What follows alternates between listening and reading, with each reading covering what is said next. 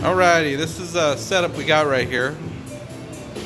So more on this later. The Alley 31 MP kicks ass. Anyways, I did a fume extractor. Check it out. About 50 bucks in ducting at Home Depot. Harbor Freight fan. That's how I got it set up. So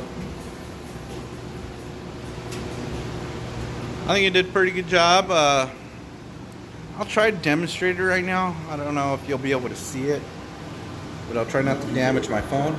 Has heard that Pizza Hut is now open till midnight and later Thursday through Saturday, while everyone else is against teams. We're hard at work, making your stuff, dreams, or really.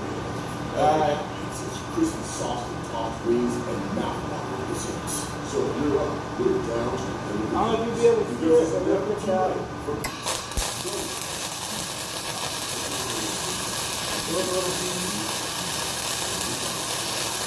It's not perfect, but it's just too good.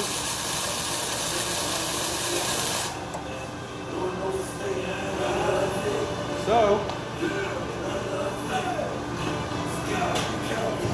hopefully you guys caught it right there, but I'm using my cell phone for the video.